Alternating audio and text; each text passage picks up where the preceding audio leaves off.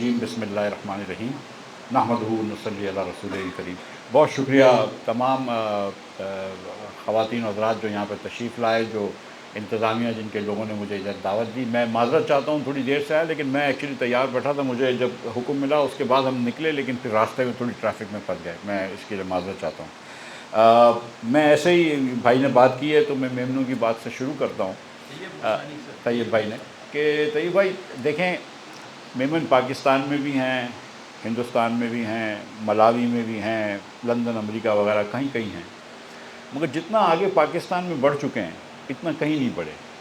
تو میمن کے بڑھنے میں پاکستان کا بڑا ہاتھ ہے، یہ پاکستان کا احسان ہے کہ ہم سب یہاں بیٹھے ہیں۔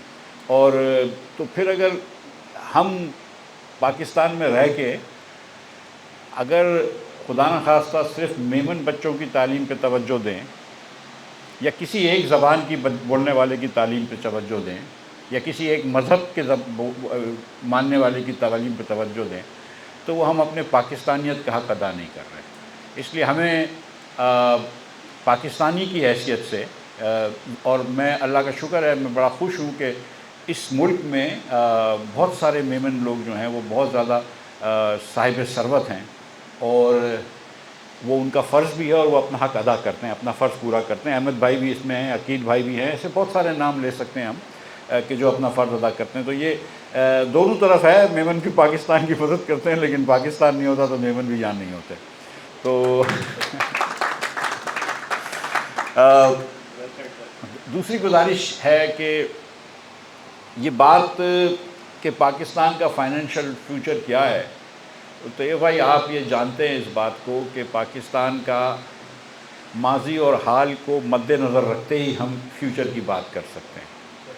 اور افسوس کے ساتھ یہ کہنا پڑ رہا ہے اس آج کے دن کہ پاکستان کی تنزلی کا سفر آج سے نہیں 20-25 سال سے شروع ہو چکا ہے۔ میں ایک دو نمبر آپ کے سامنے رکھتا ہوں کہ سن 2000 میں ایک پاکستانی اوسطاً ایک ہندوستانی سے 43 گنا زیادہ امیر تھا، اور بنگلہ دیشی سے 70% زیادہ امیر تھا، اور 43% زیادہ امیر تھا۔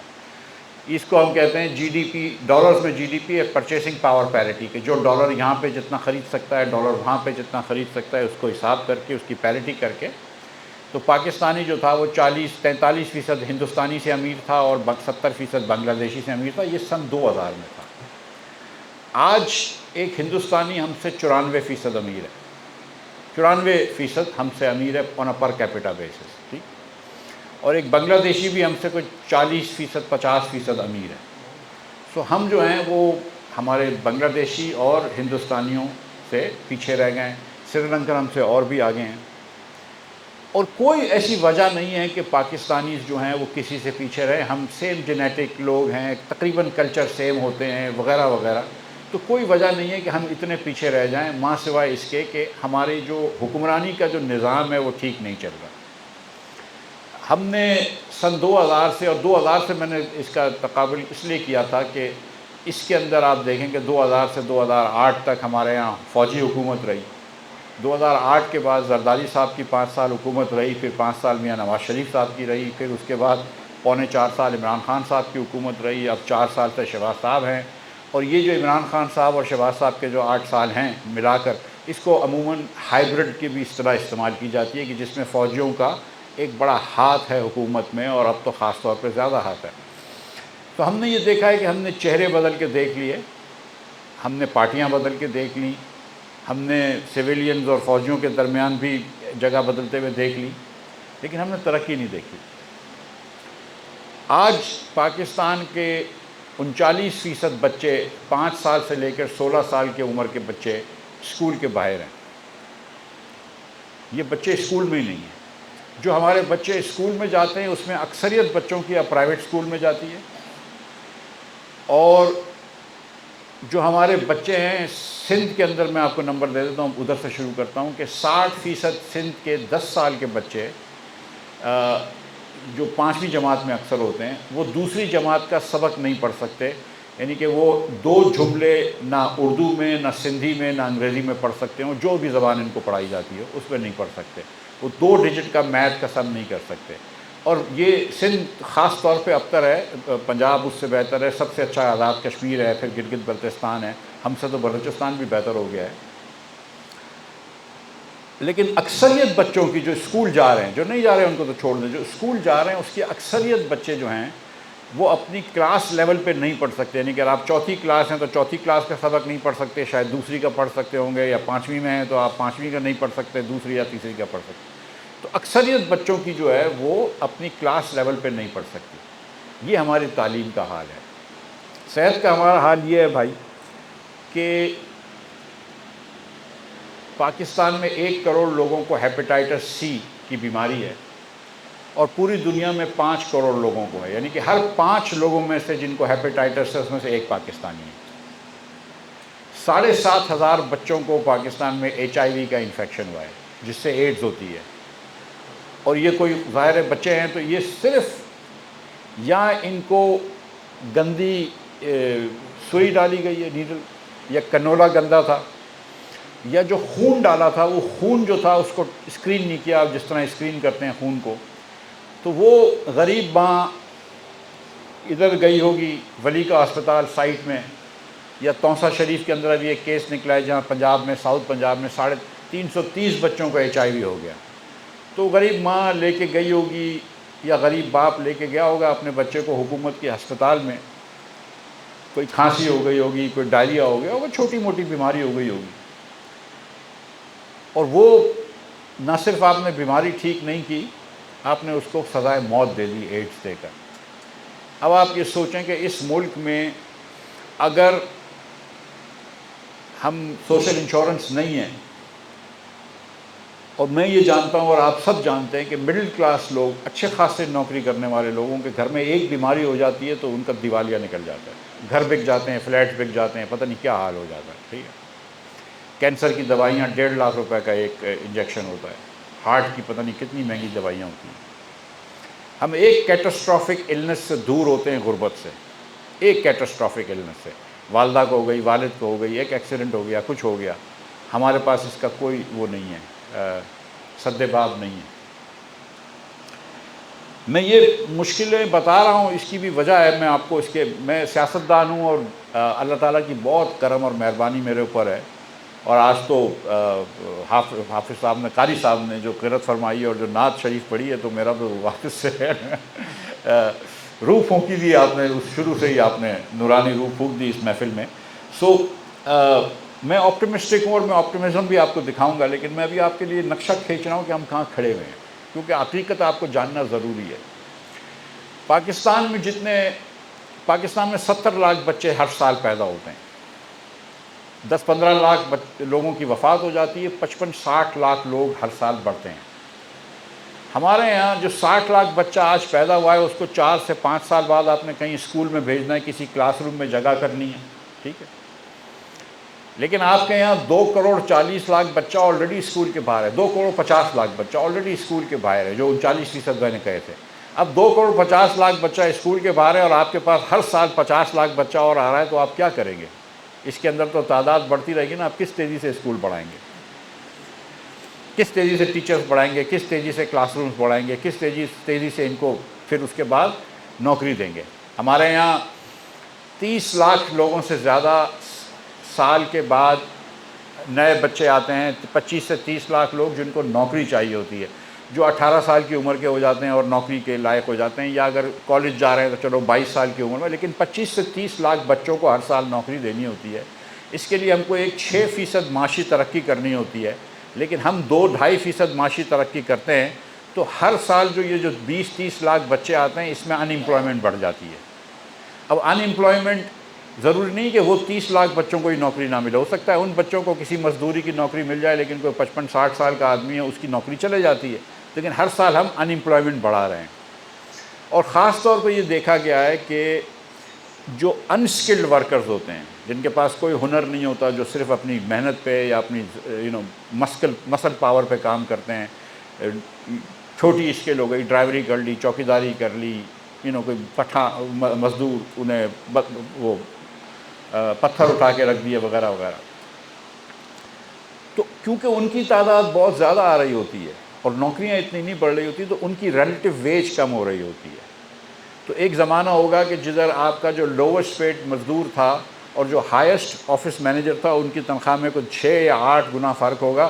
اب 20 30 گنا فرق ہوتا ہے, اور وہ آدمی جو ایک دم مزدوری کرتا ہے وہ اپنا پیٹ پورا نہیں کر سکتا. پاکستان میں حکومت کے مطابق 29% لوگ جو ہیں وہ غربت کی لکیر کے نیچے ہیں, اور غربت کی لکیر ہے 4000 نہیں معاف کیجیے گا, غربت کی لکیر ہے 8485 روپے. یہ بیٹے کو پتہ ہے کہ آپ نے 8485 روپے سے کم ماہانہ وسائل ہیں تو آپ کو غریب گنتے ہیں. یعنی کہ کسی کی 45,000 روپے کی نوکری ہے اور اس کے 3 بچے اور بیگم صاحبہ بھی ہیں تو اس کو ہم غریب نہیں گنتے, لیکن اگر اس سے کم ہو جاتی ہے تو پھر ہم اس کو غریب گنتے ہیں. تو غربت بڑھ رہی ہے پاکستان میں, بے روزگاری بڑھ رہی ہے. ہم اس وقت 20 سال کے سب سے زیادہ بے روزگاری پہ کھڑے ہیں, 10 سال کی ہائیسٹ غربت پہ کھڑے ہیں. میں پرسنٹیج کی بات کر رہا ہوں, ایبسولوٹ نمبرز میں تو زیادہ ہوتے ہیں. اور 1960 سے لے کر اب تک یہ جو پچھلے 3 سال گزرے ہیں اس سے کم سرمایہ کاری پاکستان میں نہیں ہوئی ہے. 1960 سے لے کر اب تک جو بھی سرمایہ کاری ہوئی, percentage of G D P ہے وہ 13% آف جی ڈی پی ہے, کہ ہم اپنی 13% آمدن جو ہے وہ سرمایہ کاری کرتے ہیں. اور پاکستانیوں کی بچت بھی جو ہے وہ 12% آمدن کی ہوتی ہے. ہندوستانی کے اندر 30 31 32% ہندوستان بنگلہ دیش سری لنکا جو ہے وہ بچت بھی کرتے ہیں اور سرمایہ کاری کرتے ہیں. اور اگر آج آپ سرمایہ کاری کرتے ہیں, آپ مشینیں لگاتے ہیں, گھر بناتے ہیں, فیکٹریاں بناتے ہیں, تو پھر کل نوکریاں بھی ملتی ہیں, آج بھی نوکریاں ملتی ہیں, اور پھر آپ کی لیبر پروڈکٹیوٹی بڑھتی ہے کہ جس سے آپ امیر ہو سکتے ہیں. سو یہ ہمارے مسائل ہیں. اور آخری میں مسئلہ بتا کے پھر اس کے بعد کو اس کے حل کی بات طرف فیوچر کی طرف جاؤں گا. حکومت نے 3 سال سروے کیے ہیں, تو میں اپنی طرف سے یہ نمبر نہیں دے رہا ہوں, یہ حکومت نے یہی 3 سال نمبر دیں, کیونکہ اکثر لوگ بولتے ہیں یار تم سیاسی نمبر نکالتے ہو کہ یہ وقت آپ نے یہ کیوں بتایا. تو میں کہا یہ 3 سال ہی 2014-15 کے اندر پاکستانی کی جو انکم تھی وہ 34,000 روپے تھی, ہاؤس ہولڈ انکم. 2018-19 کے اندر اگر اس کو انفلیشن سے میں ڈسکاؤنٹ کر لوں تو پاکستانی کی انکم 32,000 ہو گئی, اور 2024-25 کے اندر وہ پاکستان کی انکم 29,000 ہو گئی. تو 10 سالوں کے اندر ہم نے آگے نہیں بڑھے, ہم تنزلی کی طرف گئے, ہم گراوٹ کی طرف گئے. نتیجہ یہ ہوا کہ 2018-19 سے لے کر 2024-25 پہ جب ہم نے ہاؤس ہولڈ اکنامک سروے کیا, یہ گورنمنٹ آف پاکستان کے نمبر ہیں, اگر آپ کوئی چاہے اور ویسے بھی کرنا چاہیے تو کبھی وقت ہو تو پاکستان بیورو آف اسٹیٹسٹکس کی ویب سائٹ پہ دیکھیں, یہ بہت سارے نمبر مل جاتے ہیں. تو اگر آپ جائیں تو آپ دیکھیں گے کہ پاکستانی جتنا 18-19 میں انڈے کھاتے تھے اس سے کم انڈا کھاتے ہیں, پاکستانی جتنا گوشت کھاتے تھے اس سے کم کھاتے ہیں, پاکستانی جتنا تیل کھاتے تھے اس سے کم کھاتے ہیں, جتنی چکن کھاتے تھے اس سے کم کھاتے ہیں. تو اندیشہ یہ ہوتا ہے کہ یار یہ چیزیں مہنگی ہو گئی ہیں, لوگوں کی دسترس سے نکل گئی ہیں, تو انہوں نے سستی چیزیں کھانا شروع کر دی ہیں. لیکن المیہ یہ ہے کہ پاکستان جتنا پاکستانی آج چاول اور آٹا کنزیوم کر رہے ہیں وہ بھی کم ہو گیا ہے. اس کا مطلب ہے کہ صرف بھوک بڑھ رہی ہے نا, کیونکہ آپ گندم بھی کم کھا رہے ہیں اور چاول بھی کم کھا رہے ہیں, اور گندم سے چیزیں سستی تو کوئی نہیں ہوتی ہے. تو آپ مطلب یہ کہ بھوکے رہ رہے ہیں. مطلب جو ماں 2 روٹی کھاتی تھی وہ 1 روٹی کھا رہی ہے, جو باپ 2 روٹی کھاتا تھا وہ 1.5 روٹی کھا رہا ہے, اور بچوں کو کھلا رہے ہیں, جو بھی ہے بھوکے رہ رہے ہیں ہمارے لوگ. اب یہاں پہ ہم کھڑے ہیں, ہماری آبادی جو ہے وہ 2.5% سے بڑھ رہی ہے. ہندوستان کی آبادی اب بڑھنا بند ہو گئی ہے, بنگلہ دیش کی آبادی اب بڑھنا بند ہو گئی ہے, لیکن ہم ابھی بھی افریقہ کے حساب سے تناسب سے ہم آبادی بڑھ رہی ہے. تو آپ کی آبادی بڑھ رہی ہے, وسائل نہیں بڑھ رہے, آپ کی اکانومی خراب ہو گئی ہے, تو آپ بڑے ایک دلدل میں پھنسے ہوئے ہیں. تو جب یہ محسن نقوی صاحب نے کچھ دنوں پہلے یہ کہا کہ سسٹم فیل ہو گیا ہے, کولیپس کر گیا ہے, تو یہ بات چند ایک وزراؤں کے علاوہ کسی نے اس بات کے اوپر آبجیکشن نہیں اٹھایا. پورے پاکستان نے ان کے ہم نوا ہو کے کہا کہ ہاں وہی سسٹم کولیپس ہو گیا ہے. اور جس دن ہم نے شاہد خاقان عباسی صاحب ہمارے سابق وزیر اعظم اور میری پارٹی کے صدر, ہم نے جب پارٹی شروع کری 2 سال پہلے, اور میں تو 3-4 سال سے ہی کہہ رہا ہوں کہ ہمارا نظام حکمرانی خراب ہے, نظام حکمرانی جو ہے وہ فیل ہو گیا. آپ نظام بدل دیں, لوگوں سے بدلنے سے کچھ نہیں ہوگا, آپ جس طریقے سے حکمرانی کرتے ہیں وہ بدلیں. محسن نقوی صاحب نے جو دوسری بات کی, اور وہ پہلا بہت صحیح قدم ہے وہ, اور پہلا قدم یہی ہونا چاہیے کہ آپ ایڈمنسٹریٹو یونٹس بنا لیں، لوکل گورنمنٹ کر دیں یا چھوٹے صوبے بنا لیں، جو بھی آپ کو سیاسی کنسنسس ہو جاتا ہے کنسنسس کے ساتھ کریں، اور جو بھی آپ کو جس پہ بھی وہ ہو جاتا ہے. سندھ میں مثال کے طور پر میرے خیال سے ہمارے سندھی بولنے والے بھائی جو ہیں وہ صوبے سے نئے صوبے بنانے پہ بہت خائف ہیں یا پریشان ہیں، تو آپ ایڈمنسٹریٹو یونٹ بنا لیں، آپ کا کام وہی ہو جاتا ہے. تاکہ کوشش یہ ہو کہ حکومت جو ہے وہ نیچے لیول پہ آ جائے، حکومت اس لیول پہ ہو جائے جو نیچے ترین کا لیول ہو. جو کام کچرے اٹھانے کا ایک ڈسٹرکٹ میں ہو سکتا ہے، ایک یونین کاؤنسل میں ہو سکتا ہے، وہ ڈسٹرکٹ میں نہیں ہونا چاہیے. جو اسکولوں کا کام ہے وہ ڈسٹرکٹ میں ہوتا ہے، وہ ڈویژن میں بھی نہیں ہونا چاہیے. جو روڈ رستے کا کام ہے یا پانی سپلائی کا کام ہے وہ ڈویژن میں ہوتا ہے، وہ بالکل صوبے میں نہیں ہونا چاہیے. جو پولیس کا کام ہے وہ ڈویژن میں ہونا چاہیے، صوبے میں نہیں ہونا چاہیے. صحت کا کام ڈسٹرکٹ میں ہونا چاہیے، ڈویژن میں بھی نہیں ہونا چاہیے. اور کرنسی جیسے کام جو کہ وفاق میں ہونے چاہیے وفاق میں ہوں. لیکن جتنا نیچے کی طرف اس کو نظام کو لے کے جائیں گے اتنا نصاب رسپانسو ہو جائے گا ووٹرز کے اوپر، اور نہیں جب ہوگا تو ووٹر کے اوپر رسپانسو نہیں ہوتا. میں آپ کو پنجاب سے ایک مثال دیتا ہوں کہ پنجاب گورنمنٹ نے پچھلے سال اپنے ترقیاتی پروگرام پہ 13,240 روپے خرچ کیے ہیں ہر لاہور کے ڈویژن کے شہری کے اوپر، 13,240 روپے. لیکن پنجاب کے ساؤتھ پنجاب میں ایک جگہ ہے لیا، غریب جگہ ہے، بہت غریب ہے compare to Lahore. South Punjab تقریباً اتنے غریب ہے جتنا ہمارا دہی سندھ ہے. تو ساؤتھ پنجاب کے لیا کے اندر انہوں نے 460 روپے فی کس خرچ کیے ہیں. آپ نے 2900% زیادہ خرچ کیا لاہور کے اوپر. تو آپ ظاہر ہے کہ ڈسکرمنیٹ کر رہے ہیں، ظاہر ہے کہ آپ زیادتی کر رہے ہیں، آپ غریب کا حق مانگ رہے ہیں.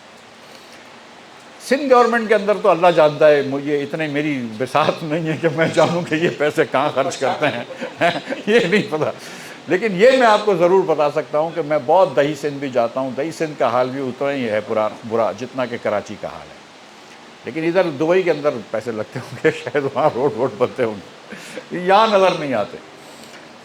تو ہر جگہ پہ یہ کے پی کے اندر جو پرویز خٹک صاحب کی حکومت تھی، مجھے نمبر پتہ ہے کہ وہ اپنی جہاں پشتون ایریا میں ان کو ووٹ ملتا تھا وہاں پہ وہ کام کرتے تھے. اور ہزارہ جگہ جو ہزارہ کا ڈویژن ہے ایبٹ آباد وغیرہ، یہاں سے ووٹ نہیں ملتا تھا، یہاں کام نہیں کرتے تھے. سو ایک سیاسی ٹینڈنسی ہوتی ہے کہ ظاہر ہے جس نے آپ کو ووٹ دیا آپ اسی کو پہلے جائیں گے نا، کام کریں گے اس کا.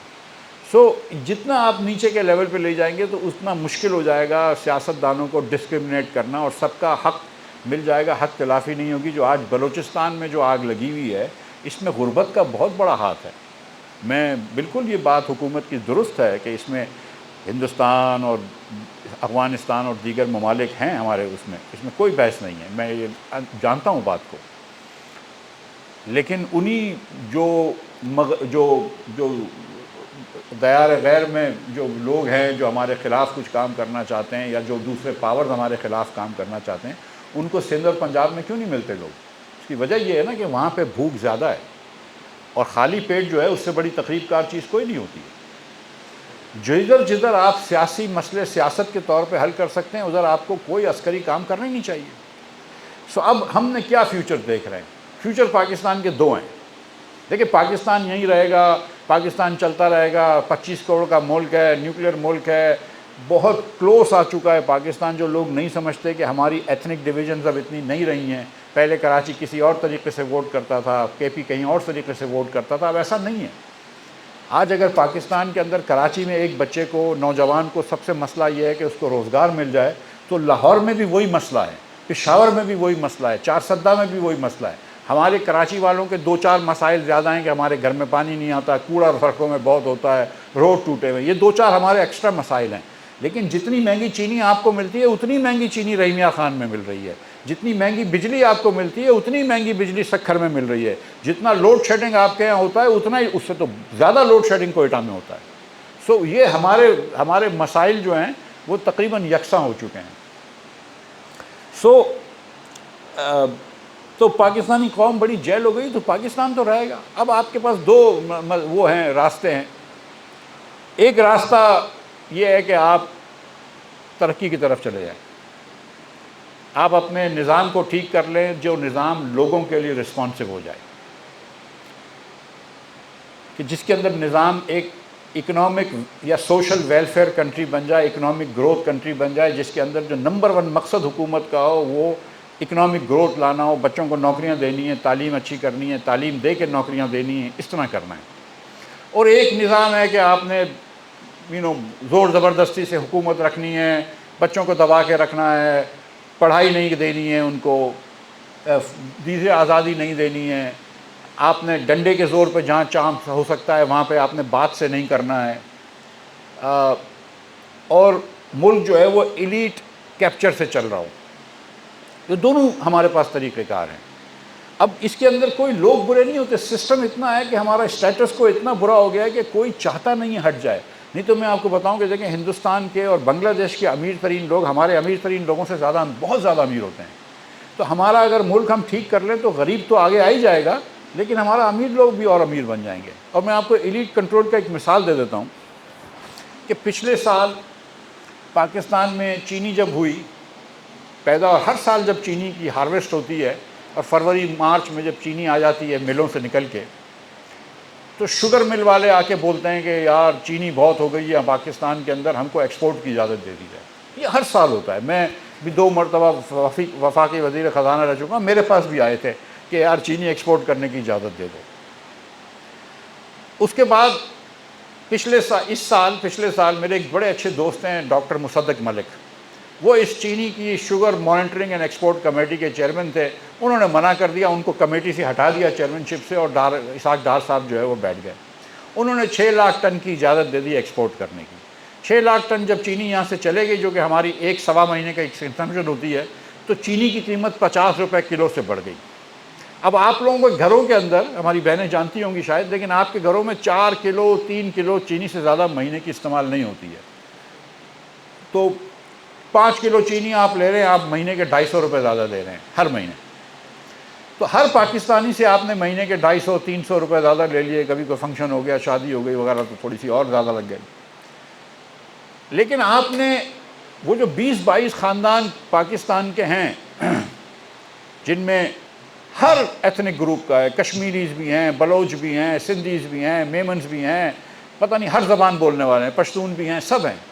ان لوگوں کو آپ نے، کیونکہ 5 لاکھ ٹن مہینے کی استعمال ہوتی ہے، تو آپ نے ان لوگوں کو 50 روپے پر کلو یعنی 25 ارب روپیہ ہر مہینے کا گفٹ دے دیا۔ تو آپ نے پاکستانیوں سے پیسہ لیا اور ان کو دے دیا، یہ ٹرانسفر کر دیا آپ نے، یہ ایلیٹ کنٹرول ہے۔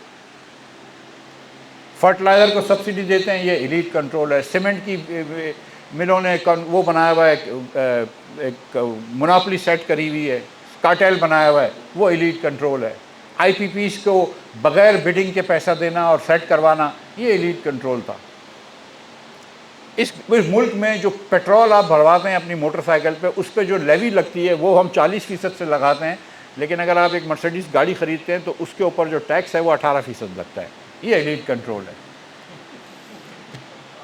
تو کوئی اتنا مسئلہ نہیں ہے۔ اور ایلیٹ کے اندر بھی، میں سچی بات ہے کہ میں اس کو بھی 2 حصوں میں توڑتا ہوں۔ دیکھیں کچھ لوگ ہوتے ہیں کہ جو پیسے والے ہوتے ہیں، جیسے ہم بھی، اللہ کا مجھے بھی بہت کرم ہے، لیکن ہم سویٹ ٹافی بیچتے ہیں، ہم کسی سے کچھ نہیں بولتے ہیں نا، حکومت کے پاس کھڑے ہوتے ہیں روز جانے کے لیے کہ بھائی ہم کو یہ دے دو وہ دے دو۔ لیکن کچھ لوگ صرف حکومت سے پیسے کما رہے ہوتے ہیں۔ ہم یہ نہیں چاہتے کہ کوئی حکومت سے پیسے کماؤ۔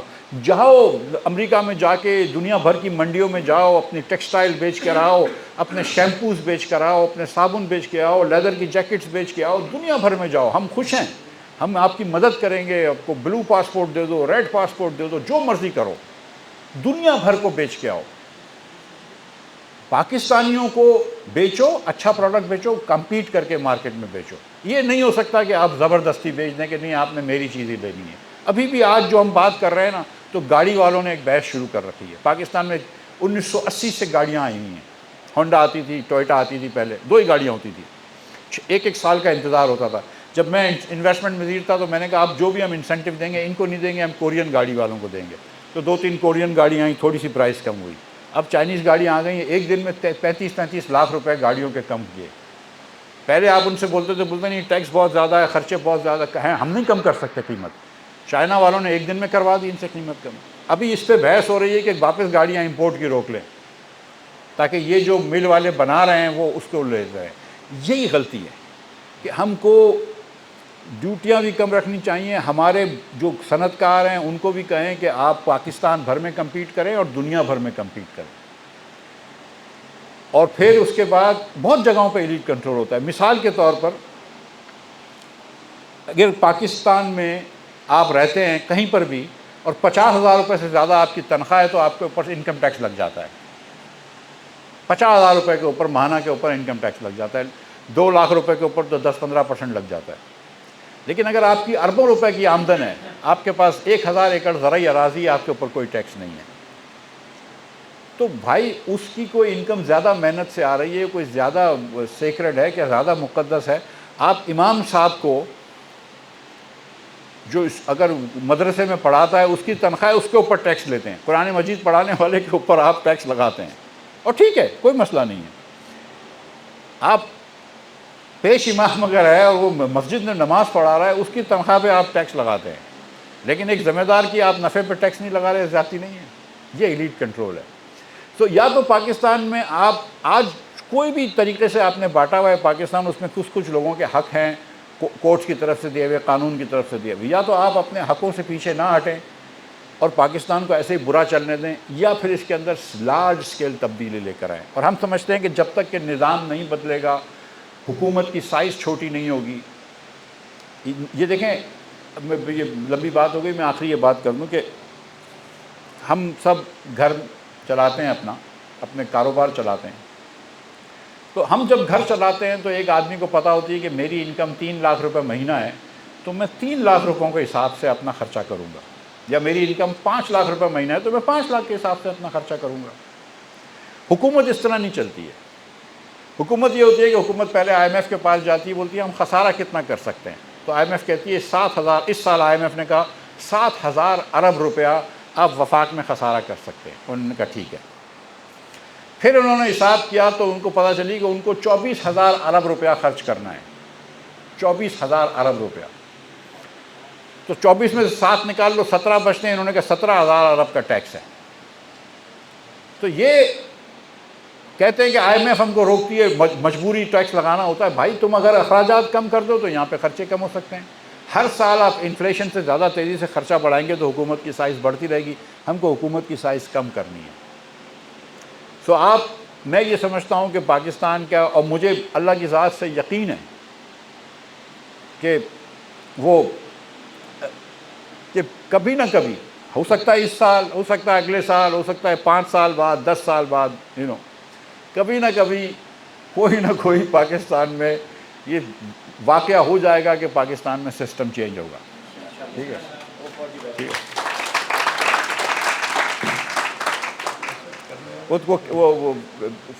وہ احمد فراز صاحب کا وہ نظم ہے، تو اس کا حالانکہ شعر سنانا تو نہیں چاہیے، لیکن پھر بھی کہ یہ حصار ستم کوئی تو ہٹائے گا، تمام عمر کی ایذا نصیبیوں کی قسم، میرے قلم کا سفر رائے گا نہ جائے گا. تو کبھی نہ کبھی ہمارے یہ جو پریشانی کا سفر ہے نا، یہ رائے گا نہیں جائے گا. کبھی نہ کبھی کوئی نہ کوئی یہ حصار ستم ہٹے گا ہمارے اوپر، جو سسٹم ہے جس کے اندر صوبے بن جائیں، چھوٹے وہ بن جائیں، ایڈمنسٹریٹو یونٹ بن جائیں، لوکل گورنمنٹس آ جائے، اور الیکشنز 2-3 مرتبہ ہو جائیں ایمانداری سے نا، تو لوگ خود بخود غلط لوگوں کو نکالنا شروع کر دیں گے. لیکن 2-3 الیکشن سائیکلز ہونی چاہیے، اور اس کے بعد پھر آہستہ آہستہ چیزیں بہتر ہوں گی.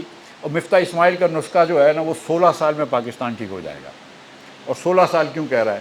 16 سال سے کہہ رہا ہوں کہ ایک بچے کو آج تعلیم دینا شروع کرتے ہیں آپ، تو وہ 16 سال کے اندر گریجویٹ کر کے نکلے گا. اگر وہ پڑھا لکھا اچھا ہوگا تو پاکستان ٹھیک ہو جائے گا. ایرسٹوٹل کہتا تھا کہ سب سے زیادہ جو ضروری دنیا میں کام ہے وہ والدین کا ہے، کہ اگر وہ ایک بچوں کی تربیت ٹھیک کر دیں تو ایک جنریشن کے اندر دنیا کے سارے مسائل ختم ہو جائیں گے. اگر ہر بچہ جو ہے وہ اچھا پڑھا ہوا ہو، ہر بچہ چور نہ ہو، جھوٹا نہ ہو، بے ایمان نہ ہو، وغیرہ وغیرہ، یہ سارے مسئلے نہ ہوں تو خود بخود چیزیں صحیح ہو جائیں گی. تو اسی طرح اگر آج ہم بچوں کو ٹھیک کر لیں تو لوگ مجھے بولتے ہیں تو بڑا وقت لگے گا یار، 16 سال کی بات کر رہے ہو. تو میں یہ کہتا ہوں کہ 4 سال بعد اگر میری بات مانو گے تو پھر 20 سال لگیں گے. لیکن پڑھانے کے علاوہ کوئی طریقہ نہیں ہے. لیکن اللہ نے چاہا تو حکومت چھوٹی ہو جائے گی، صوبے چھوٹے ہو جائیں گے، یا لوکل گورنمنٹس بن جائیں گی، جمہوریت پاکستان میں آ جائے گی، رول آف لا آ جائے گا، قانون میں ہم برابر ہو جائیں گے، اور یہ ایلیٹ کنٹرول ختم ہو جائے گا. انشاءاللہ پاکستان ضرور آگے بڑھے گا. بہت شکریہ آپ کا.